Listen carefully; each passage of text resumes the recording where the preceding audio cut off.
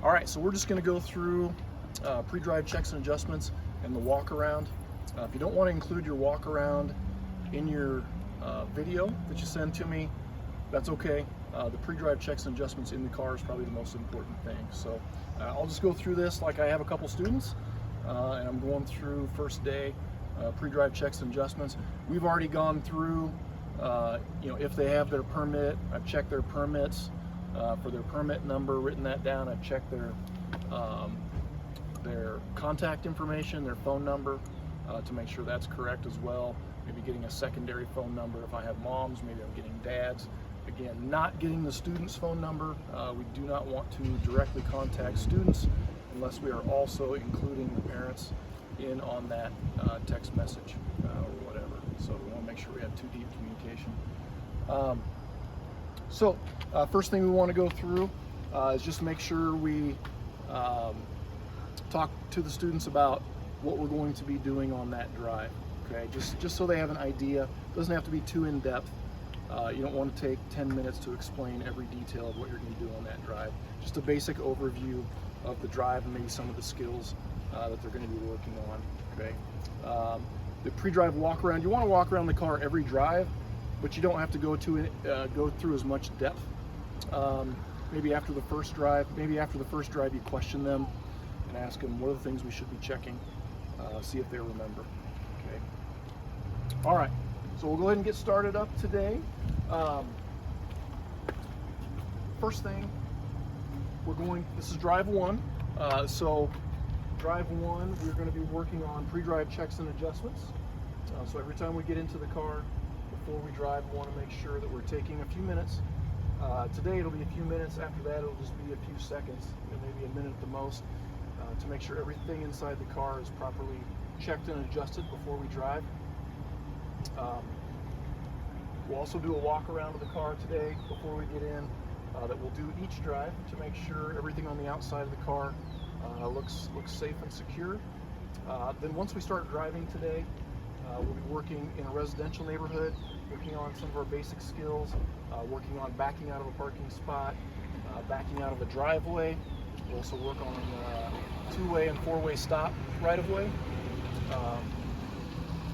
We'll also work on speed control and sign observation. Some of those things we work on every single drive. So this is kind of an introductory drive where you can kind of feel out the students and see where they're at as far as skills. You don't want to try to cover too much in case the student hasn't had much practice. So you're just kind of feeling them out a little bit. Again, trying to build their confidence a little bit with some basic skills that you can build on the next drive and all the drives after that. So first thing we'll do is we'll do our walk around. So we just want to check a couple things and make sure, again, everything on the car is safe and secure. So we can check the front of the car, check the headlights, make sure there's no cracked headlights. We'll go through headlight controls, make sure all the headlights work and the turn signals work as we go through pre-drive checks and adjustments here a little bit later. When we walk around the car, then we want to look at the tires. So we want to look and see if the tires look low. Most cars now are going to have low tire pressure lights that'll tell you if a tire is low. But you can always look on the outside anyway.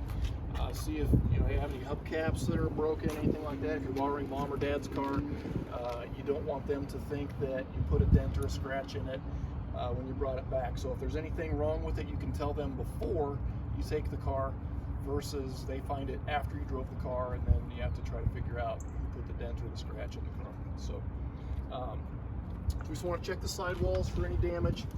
We want to check for any low tires. At some point, you can check for tread depth, but you'll talk about that more in the class. Later, you want to make sure you have enough tread on your tires. We won't go into too much detail about that today. If a tire is low, if you have a tire that looks low or your tire pressure light is on, you can go through how to check tire pressure with students. So you just want to show them, I usually show them on the first day.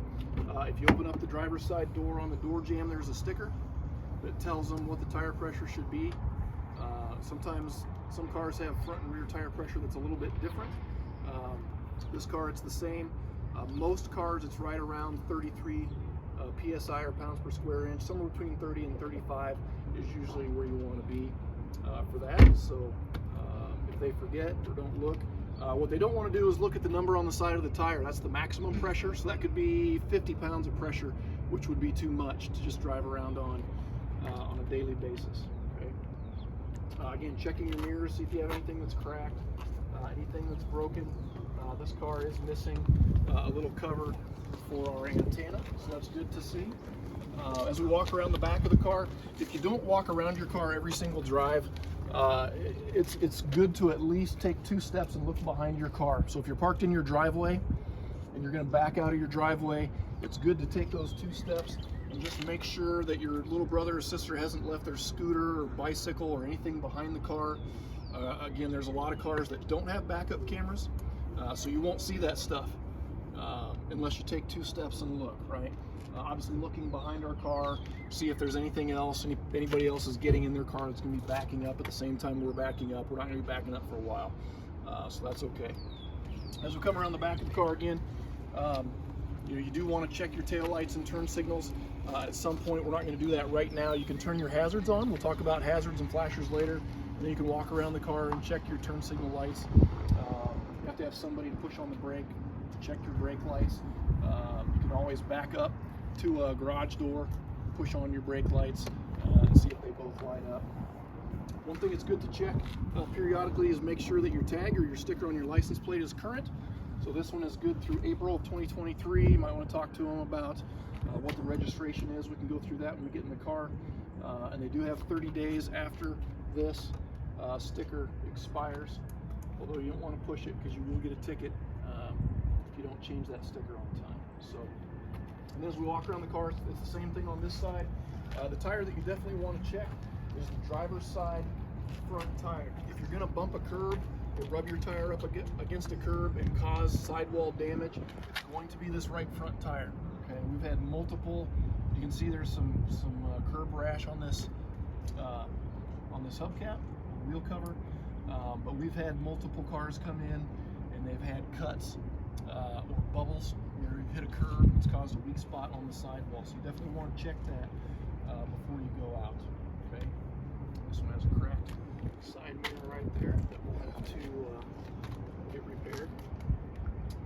All right, any questions about anything on the outside of the car? No. All right, so each drive we can alternate who goes first, or we can decide before each drive. Would either of you, if you have less experience or if you're not as comfortable, would either of you rather not drive first today? I'd rather not. Okay, so whoever's not driving, go ahead and sit in the back seat on the driver's side. That way I can see you and talk to you as we drive as well as the driver, okay? And you can go ahead and hop in the driver's side. We'll go ahead and get started with our inside pre-drive checks and adjustments.